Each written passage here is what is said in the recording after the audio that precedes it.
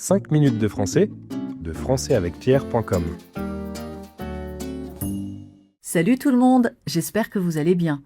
On se retrouve comme chaque semaine pour un nouvel épisode de 5 minutes de français. Aujourd'hui, c'est Sébastien qui m'accompagne. Comment ça va Sébastien ? Salut Judith, salut tout le monde, ça va très bien, merci. Et aujourd'hui, on va parler d'une période essentielle de l'histoire française et européenne, le siècle des Lumières. Une époque qui a profondément transformé la manière de penser la société, la politique et même la science. Tout à fait. Mais avant de commencer, petite question pour toi Sébastien, et pour vous qui nous écoutez. L'encyclopédie, l'un des grands projets des Lumières, a été dirigée par Denis Diderot et un autre philosophe. Lequel ? A. Jean-Jacques Rousseau, B. Voltaire, C. Jean d'Alembert. Ah, cette fois, je connais la réponse. Je laisse un peu de suspense pour nos auditeurs. Ou alors, tu ne veux pas te mouiller ? On en reparle à la fin de l'épisode. Alors, d'abord, pourquoi parle-t-on de lumière ? Le terme est symbolique. Il évoque l'idée d'apporter la lumière de la raison dans un monde considéré comme obscur, dominé par l'ignorance et les superstitions. Les philosophes des Lumières défendent l'usage de la raison, de l'esprit critique et de la science.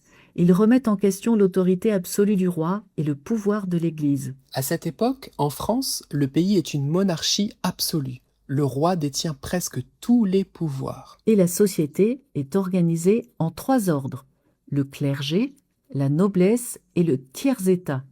Les penseurs des Lumières critiquent ce système qu'ils jugent injuste. Parmi les figures majeures, on retrouve Voltaire, qui défend la tolérance religieuse et la liberté d'expression. Il critique vivement le fanatisme et les abus de pouvoir. Autre figure essentielle, Montesquieu. Il développe l'idée de séparation des pouvoirs. Selon lui, pour éviter les abus, il faut séparer le pouvoir exécutif, le pouvoir législatif et le pouvoir judiciaire. Une idée qui inspirera plus tard de nombreuses constitutions, notamment celle des États-Unis. Et puis il y a Jean-Jacques Rousseau, qui insiste sur la notion de contrat social. Pour lui, le pouvoir doit venir du peuple et être exercé dans l'intérêt général. Ces idées sont révolutionnaires pour l'époque. Elles remettent en cause l'ordre établi. Un autre projet majeur des Lumières, c'est l'encyclopédie. L'objectif est ambitieux, rassembler toutes les connaissances de l'époque dans un seul ouvrage. Et elles ne se contentent pas de transmettre des savoirs techniques. Elle diffuse aussi des idées critiques sur la religion, la politique et la société. Ce qui lui vaudra d'ailleurs d'être censuré à plusieurs reprises. Ces auteurs ne mâchaient pas leurs mots. Les Lumières ne sont pas seulement un mouvement français. On retrouve des penseurs similaires en Angleterre, en Allemagne et ailleurs en Europe. C'est un véritable mouvement intellectuel international. Les salons littéraires jouent également un rôle important.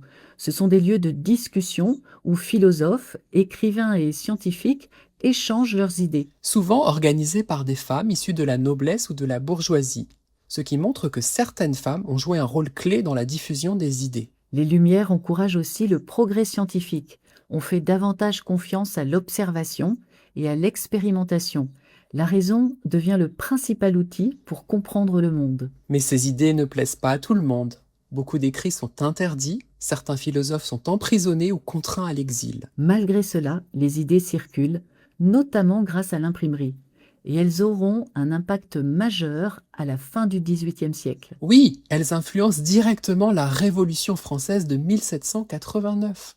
Les notions de liberté, d'égalité et de souveraineté populaire trouvent leur origine dans la pensée des Lumières. Et leur héritage est encore visible aujourd'hui dans nos démocraties.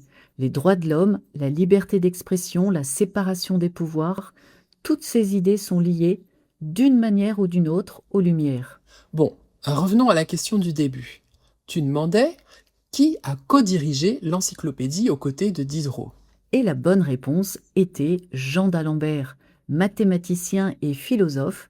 Il a co-dirigé l'encyclopédie avec Diderot pendant plusieurs années avant de s'en retirer.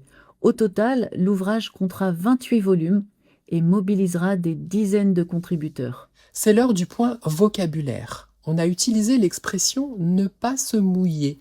Au sens figuré, elle signifie ne pas prendre de risques, ne pas s'engager. On a aussi utilisé l'expression « ne pas mâcher ses mots ». Cela signifie parler franchement, sans chercher à adoucir ce qu'on dit, et quitte à choquer. Et enfin, le mot censure, qui désigne l'interdiction d'une publication par les autorités pour en empêcher sa diffusion. Voilà, le siècle des Lumières a donc marqué un tournant majeur dans l'histoire, et continue, encore aujourd'hui, d'influencer notre manière de penser. Et vous, connaissiez-vous ces grands philosophes? Dites-le nous en commentaire. Et comme toujours, vous pouvez télécharger la transcription et le vocabulaire dans le PDF en description ou sur notre site françaisavecpierre.com. Merci à tous de nous avoir écoutés. Et à très bientôt pour un nouvel épisode de 5 minutes de français. 5 minutes de français de françaisavecpierre.com.